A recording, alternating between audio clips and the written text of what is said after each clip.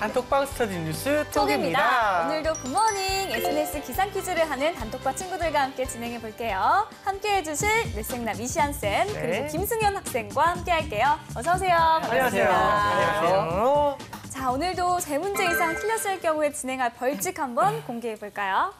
네, 지난주에 이제 세 문제를 틀려가지고 시원하게 얼음물 벼락을 맞고 왔는데요. 아, 그랬군요. 이번에는 이열치열로 이렇게 뜨거운 군고구마 1분 안에 먹기. 아, 근데 그 뜨거운 거 우리가 화면상 볼 때 안 뜨거울 수 있지 않습니까?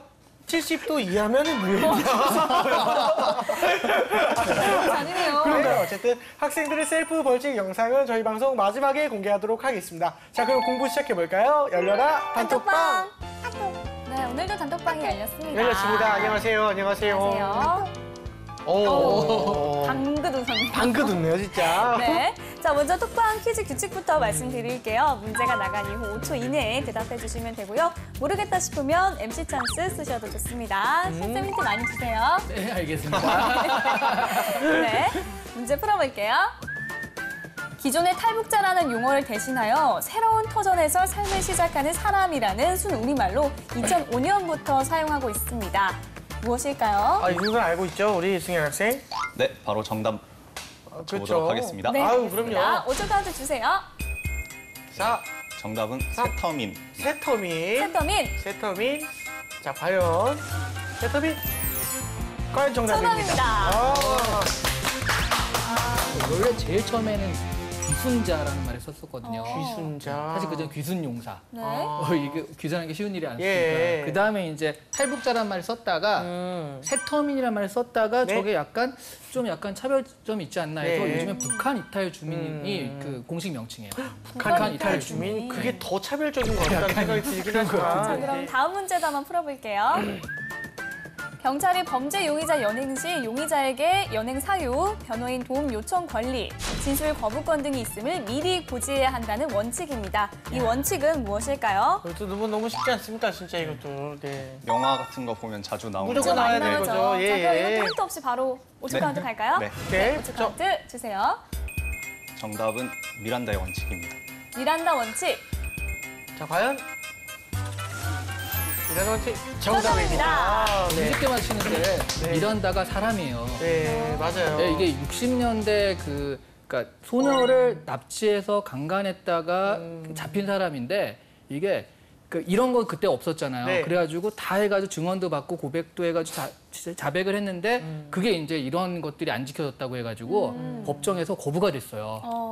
그 풀려나게 되니까 이게 뭐냐라고 했는데 다행히 다른 그 동거녀라고 하죠. 동거녀가 이제 그 진술을 해가지고 다시 잡혀 들어갔대요. 그래서 한 10년 원래 50년형인데 모범수로 10년을 살다가 나와가지고 아이러니한 건 이 사람이 그래서 되게 유명 인사가 된 거예요. 미란다라는 사람이 미란다의 원칙을 제정하는 그 사람이 된 거잖아요. 그래서 생계로 법원 앞에서 그 카드 있죠. 네. 비걸 행사했으면 그거가 적힌 카드를 팔아서 생계를 유지했대요. 근데 나중에 술집에서 막 자랑하다가 내가 그 미란다의 그 미란다라고 자랑하다가 총에 맞아서 죽었대요. 기구한 운명이네요. 네, 그래서 권선징악이 그런 식으로 실현됐대요. 그렇죠. 아마 한 번쯤 나왔을 겁니다. 알겠습니다. 예. 자, 세 번째 문제 풀어볼게요. 1995년 당시 일본 땡땡 총리가 일본이 태평양 전쟁 당시에 식민 지배에 대해 공식적으로 사죄하는 뜻을 표명한 담화입니다. 이 담화는 무엇일까요? 이게 좀 헷갈리는데 네. 둘 중에 하나죠. 네 글자인가요? 네, 맞습니다. 자, 5초 카운트 주세요. 네, 정답은 무라야마 다마. 네. 무라야마 담화. 담아. 네, 정답입니다. 아니 어떻게 이렇게 무노다마랑 헷갈렸던 거죠? 네, 그쵸. 일본에 어떤 다마가 나오면 두 개가 나왔었는데, 네. 고노다마가 그 위안부 관련해서 그런 걸 인정을 했다라는 거고요. 무라야마 다마는 그 식민 지배와 우리가 침략을 했다. 그래서 이제 뭐 잘못했다가 아니라 애도의 염을 표한다 이런 식의 표현을 했는데 그 전에 이런 게 전혀 없었기 때문에 그래서 이것만 해도 이제 진일보했다라고 그 평가를 받는데. 근데 이 아베가 다시 집권하더니 그런 일은 뭐 하는 식으로 해가지고 약간 부정했잖아요. 예. 네. 그래서 무라야마가 요즘에 아베랑 되게 사이가 안 좋아요. 그 무라야마 총리가 아직도 살아 있거든요. 90세가 넘으셨는데 그래서 이제 아베 저격수 역할을 좀 하는 것 같아요 요즘에. 알겠습니다. 알겠습니다. 자, 이렇게 해서 세 문제를 풀어봤는데요. 그쵸? 현재 뭐 순항 중입니다. 쭉쭉 맞추고 있어요. 대단하네요. 대단합니다. 네 번째 네. 문제 풀어볼게요. 사자마자 고장이 난 결함이 있는 신차를 교환, 환불할 수 있는 제도입니다. 이 제도는 무엇일까요? 아직 차를 살 나이가 아니라 네네. 그렇게 따지면 무라야마 시대에 살아.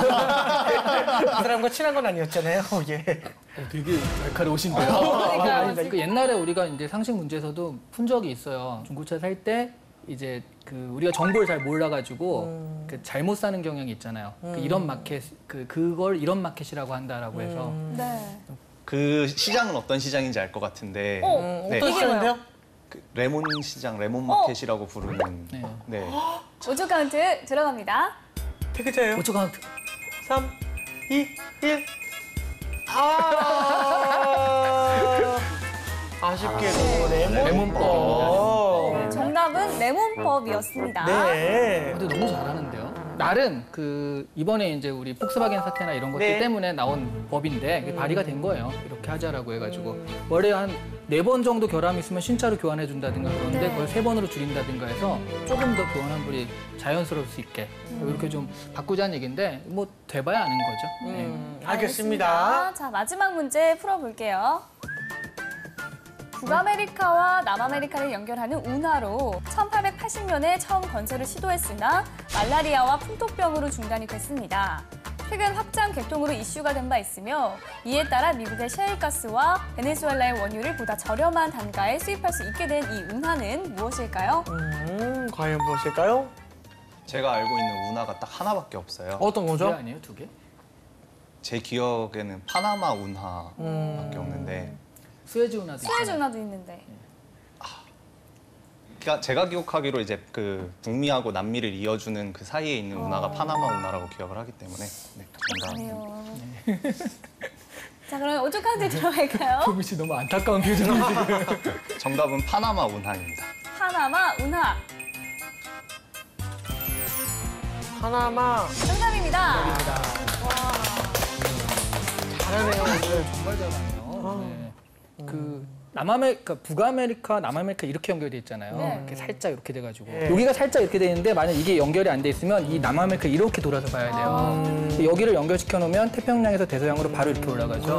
이게 파나마 운하. 네, 그래서 이것 때문에 거의 15,000km를 덜 가도 되게 만든 게 파나마 운하거든요. 마을 운하네요. 그렇네요. 최근에 이게 확장 공사해서 최근에 이제 다시 그 통행량이 2배가 됐대요. 그래서 지금 이게 나온 문제 같습니다. 아, 알겠습니다. 자, 이렇게 해서 오늘 톡방 퀴즈 풀어봤습니다. 거의 뭐 5문제 같은 4문제를 맞췄어요. 사실. 그렇죠. 대단해요, 사실은. 대단합니다. 오늘 네. 어땠어요? 오늘은 지난주보다 좀 쉬웠던 것 같은데 네, 오늘도 되게 다양한 분야의 문제들을 풀어볼 수 있어서 좋았던 것 같습니다. 아, 네. 그렇죠. 자, 이쌤 어떻게 보셨나요? 근데 승현 학생이 되게 그러니까 보통 이런 것도 안 헷갈리고 정확하게 기억하는 걸 봐서 실력이 되게 좋은 것 같아요. 맞아요. 그런 네. 것 같아요. 그래서 앞으로는 이 문제를 승현 학생 맞춤으로 좀 어렵게 내주십사 하는 부탁을 좀 드립니다. 결국은 어렵게. 네, 알겠습니다. 자, 이번엔 뉴스톡이 선정한 이슈 한번 공부해볼까요? 네.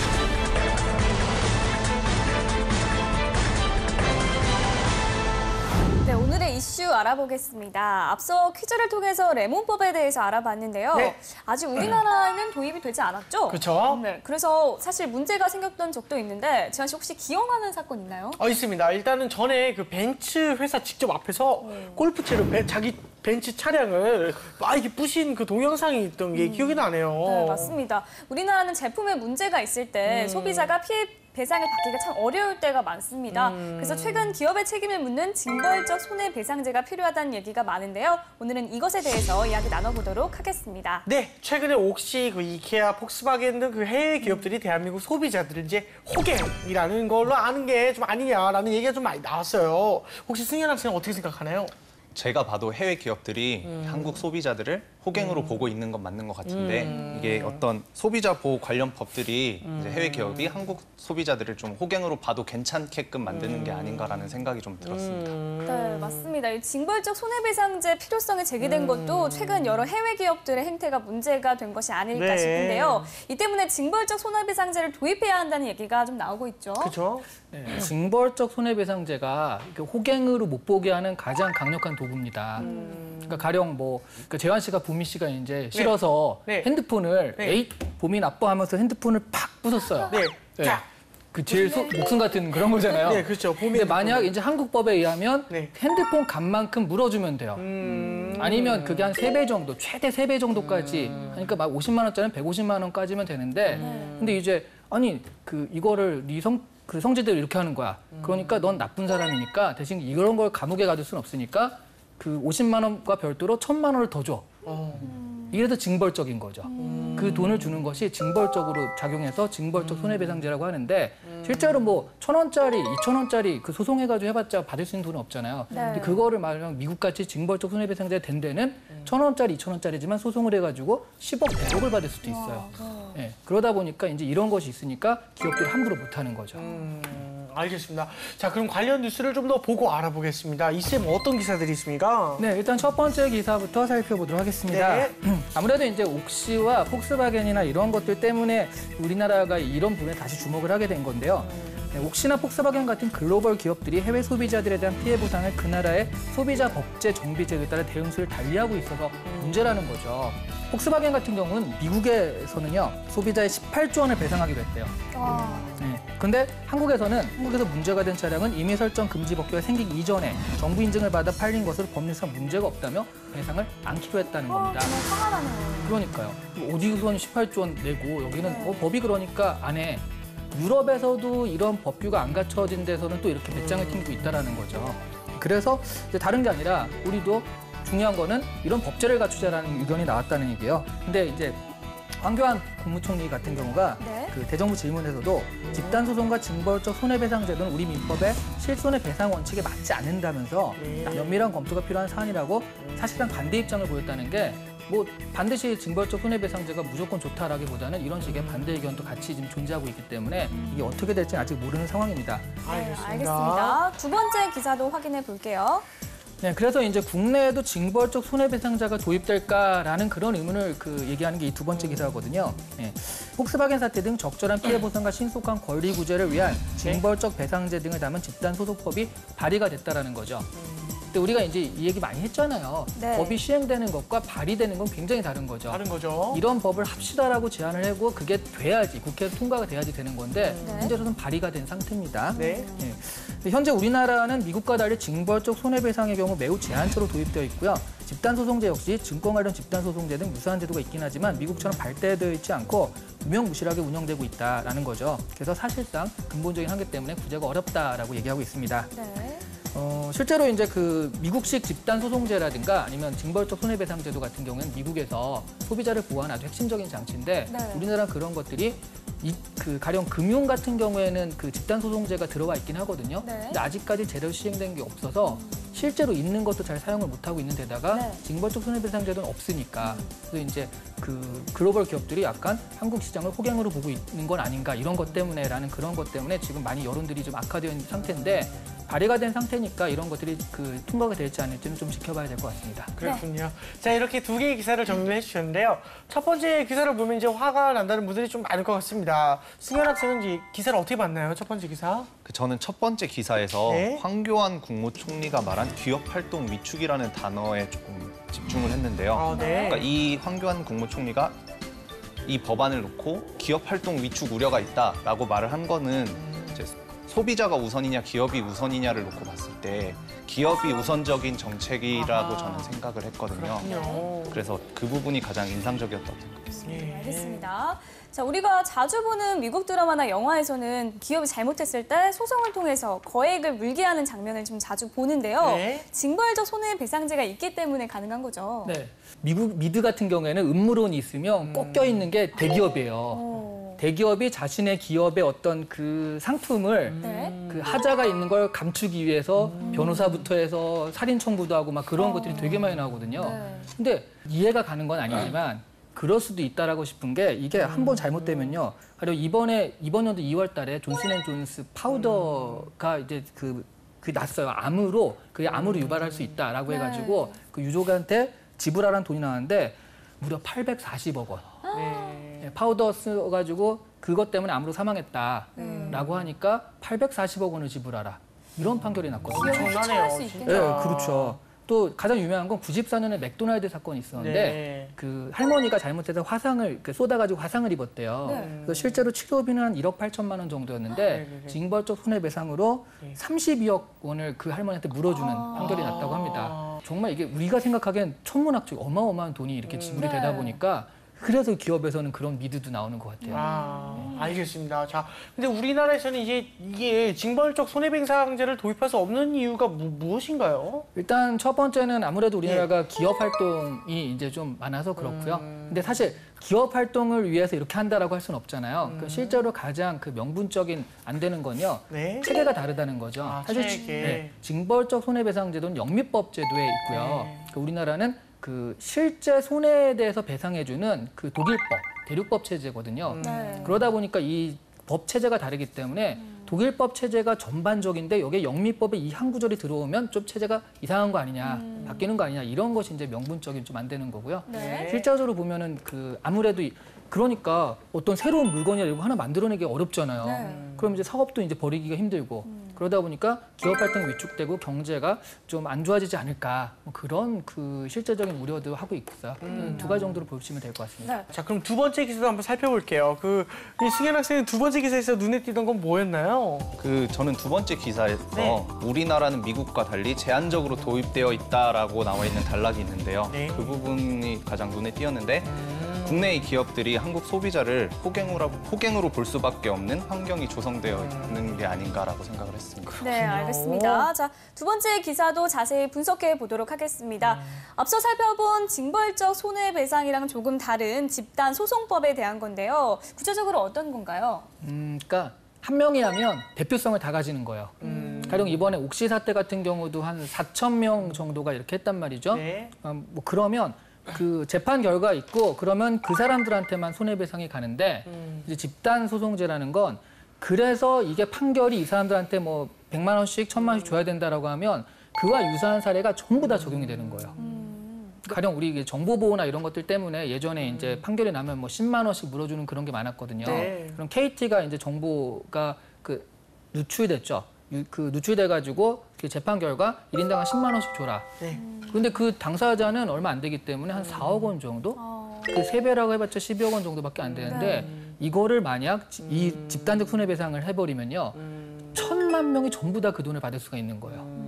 한두 명의 소송의 결과가 전체로 적용되는 그 대표성을 가지고 있기 때문에 엄청난 결과를 초래하게 되는 그런 법이죠. 그렇군요. 그런데 이 미국식 집단 소송법이 우리 기업들에게는 양날의 칼이라고도 하는데요. 왜 그러는 건가요? 네, 사실 그 뭐 600억, 700억 이런 식으로 때려 맞으면 네. 미국이야 뭐 큰 글로벌 기업들이 많은데 우리나라는 그게 많진 않잖아요. 네. 그래서 가령 중소기업이나 이런 부분들이 한번 그런 돈을 하면은 바로 그 자리에서 그냥 없어질 수 그렇죠. 있는 거기 때문에 그 경제 활동도 위축될 수 있고 기업한테도 엄청난 위협이 될 수 있다라는 거죠. 네. 집단 소송법 때문에 기업 활동이 위축될 수도 있다는 우려를 어떻게 좀 생각하나요? 그 집단 소송법으로 기업 활동이 위축된다는 것보다는 이를 통해서 기업과 소비자의 관계가 좀 더 동등한 관계가 되고 또한 기업들이 이제 안전한 제품들을 만들려고 노력을 하면서 오히려 네. 산업 경쟁력이 올라갈 수 있다는 측면도 있다고 생각을 합니다. 알겠습니다. 자, 옥시와 그 폭스바겐 사태를 겪으면서 이제 소비자 보호법에 대한 그런 책임, 기업의 책임 묻는 움직임이 좀 강해지고 있습니다. 네. 그 10년 넘게 끌어왔던 이 집단 소송법, 이번에는 좀 통과가 될 수 있을까 생각해 보는데요. 안 될 것 같습니다. 아, 이게 예. 제가 발의됐다는 걸 굉장히 강조했잖아요. 네. 17, 18, 19대 국회 네. 전부 다 발의가 됐어요. 발의는 됐지만. 발의만. 근데 네. 한 번도 안 됐어요. 아. 이번에도 하자마자 발의가 된 건데 네. 과연 이게 어떻게 될지는. 과연. 네, 다만 이제 폭스바겐 때문에 너무 이제 네. 좀 여론이 집중돼 있어서 네네. 예전과 좀 다르겠지만 네. 그래도 끝까지 가기에는 과연? 좀 잘 모르겠죠. 봐봐야 하는 거겠어요. 알겠습니다. 과연 이게 실행이 될 수 있을지 지켜봐야 할 것 같습니다. 네. 자, 이번엔 취준생의 뇌를 좀 더 섹시하게 만들어 볼 시간입니다. 이름하여 이시안의 족보를 열어라!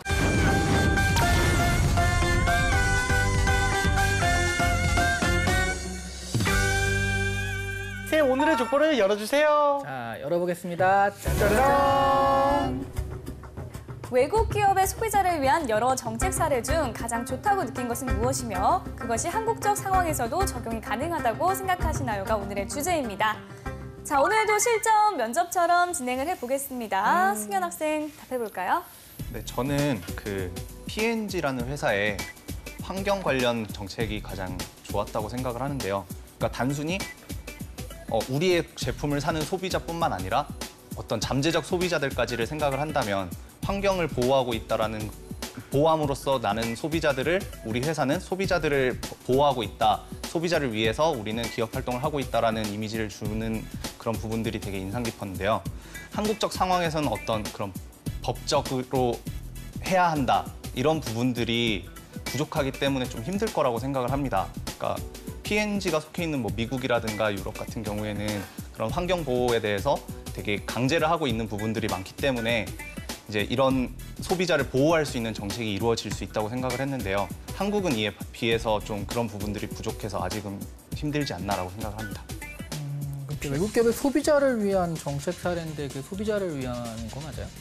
제가 생각했을 때는 단순히 그냥 지금 당장 내 제품을 사고 있는 소비자뿐만 아니고 내 제품을 살 수도 있는 잠재적 소비자도 소비자라고 봤을 때 그런 소비자들에게 덜 피해가 가는 방향이라고 생각을 했거든요.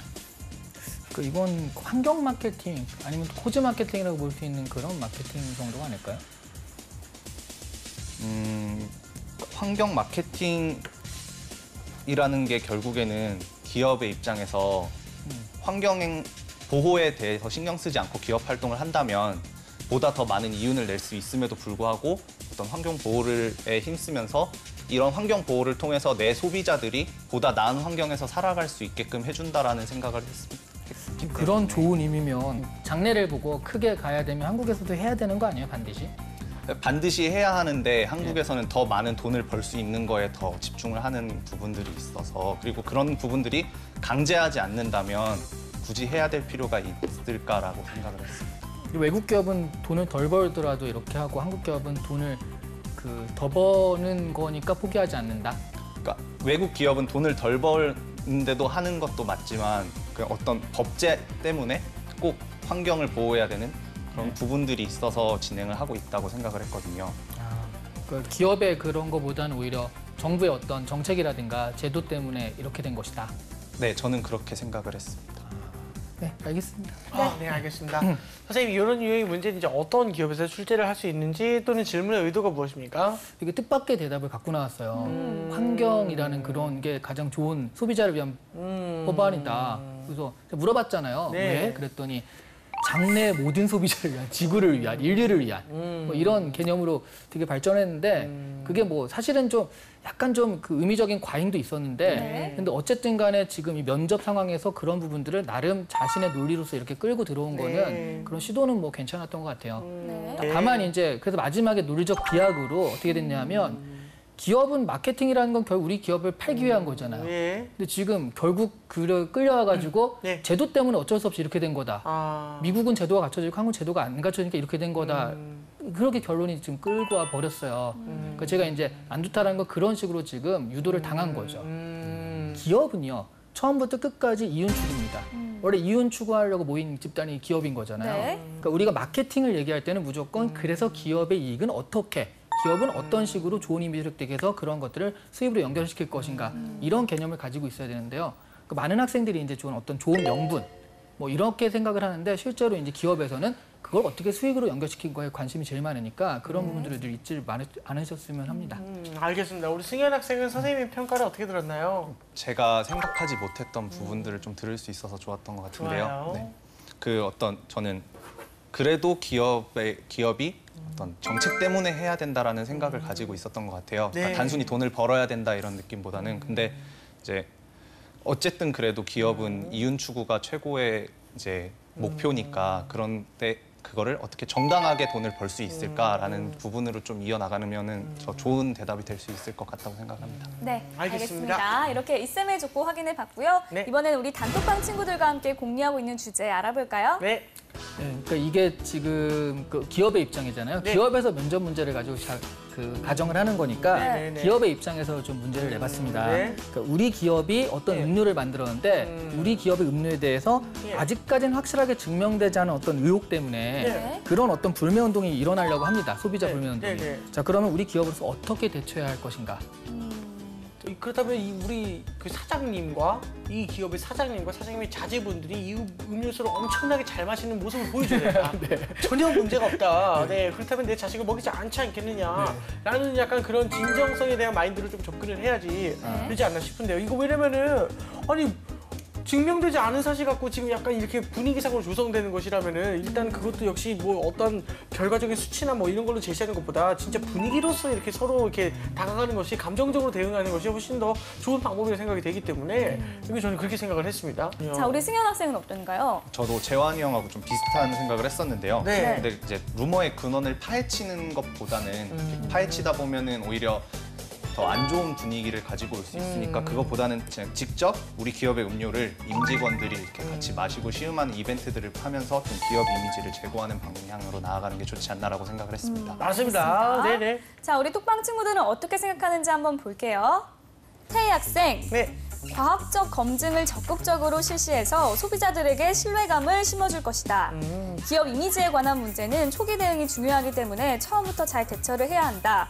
그리고 확인되지 않은 루머를 퍼뜨리는 소비자에 대해선 형사 고발을 할 것이라고 경고한다. 온유 학생, 증명되지 않은 의혹이라면 사실이 아닌 거짓 의혹이라는 것을 증명하는 것이 시급하다. 오히려 그 과정에서 그 음료에 대한 신뢰성과 투명성을 확보할 수가 있다. 믿어달라고 외치기보다는 직접 보여주고 행동하는 것이 중요하다. 태연 학생, 현 상황을 정확히 분석하는 것이 중요하다. 어떠한 과정에서 이러한 의혹이 생겨났는지 분석해 기자회견이나 보도자료를 통해 사실이 아님을 먼저 확인시켜주고 진상규명을 통해 소비자에게 정보를 먼저 제시해 주어야 할 것이다. 다혜 학생, 증명되지 않은 사실을 입증하기 위해 지속적인 실험을 할 것이다.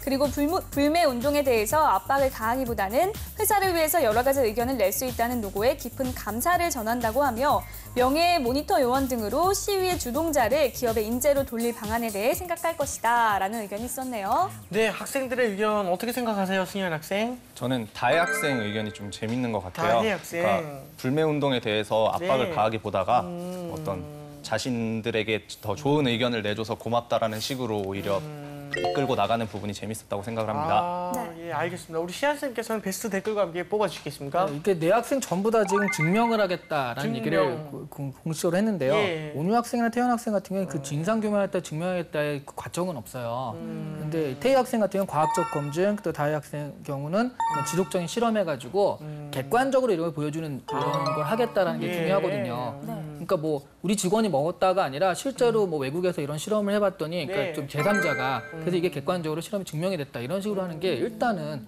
뭐 관계자가 우리 거 괜찮아 먹어봤자 그게 별로 네. 효과가 없잖아요. 아하. 그런 면에서는 태희 학생과 다혜 학생이 좋은데 마지막에 이제 그러면 그런 의혹을 제기한 사람을 어떻게 할 것인가 지금 서로 완전 달랐죠. 형사고발을 하겠다와 오히려 칭찬을 하겠다. 네. 근데 이제 기업의 입장에서는 이게 언더독 효과라는 게 있어요. 언더독 효과. 네, 기업과 개인이 싸우면 개인은 항상 이제 좀 그 눌리잖아요. 네, 그래서 그럼 여기에 더 동정심이 간다는 거죠. 동정심이. 네. 무조건 여기 편을 들게 돼 있는 경우가 많거든요. 잘못하면 김태희 학생 같은 경우에는 그런 식으로 그 소비자 운동, 불매 운동을 또 맞을 수가 있기 때문에 네. 다혜 학생 같은 경우가 기업으로서는 가장 좀 일반적이고 그 제네럴한 해결책이 아닐까 싶어요. 알겠습니다. 다혜 학생이 베스트 댓글로 선정됐습니다. 축하합니다. 축하드립니다. 네, 오늘의 이슈, 해외 기업들의 한국 시장에서의 행태를 계기로 징벌적 손해배상제 등의 필요성에 대해서 이야기를 나눠봤습니다. 자, 이제 정리를 한번 해볼까요? 징벌적 손해배상제는 실제로 발의가 된 거지 그리고 계속 이렇게 발의가 된 상태여서 언제 네. 될지는 안 될지는 모르겠다라는 거죠. 결국 중요한 거는 우리가 결국 지금 계속 이제 우리가 호갱인 거 아니냐 뭐 이런 식으로 지금 계속 그 분노하고 있잖아요. 네. 호갱이 안 되는 건 우리 자신한테 좀 달려 있다라고 생각을 합니다. 이런 것들이 나왔을 때 어떤 소비자 불매 운동 같은 경우도 좀 적극적으로 임하고 이게 잘못됐다 의혹도 좀 제기해가지고 그냥 이런 제도가 없다 하더라도 외국의 글로벌 기업들이 우리나라 사람들을 우리나라 이 시장들을 좀 호갱 시장으로 안 볼 수 있도록 스스로 자정하고 그 아닌 건 아닌다라고 해서 이런 합리적인 어떤 운동들을 전개하는 것이 중요하다고 생각을 합니다. 네. 네, 자 승현 학생 오늘 어땠나요? 네, 저는 오늘 그 징벌적 손해배상 제도에 대해서 이렇게 배울 수 있어서 되게 좋았고요. 그러니까 단순히 그냥 뭐 옥시 사건이나 이런 것들을 통해서 필요하다라는 얘기만 들었지 이게 네. 어떤 구체적인 내용을 담고 있는지에 대해서는 잘 몰랐는데 네. 그런 부분들에 대해서 알 수 있어서 되게 좋았던 것 같습니다. 알겠습니다. 자, 오늘 뉴스톡은 여기까지 하고요. 저희는 다음 시간에 다시 톡방 열겠습니다. 감사합니다. 감사합니다.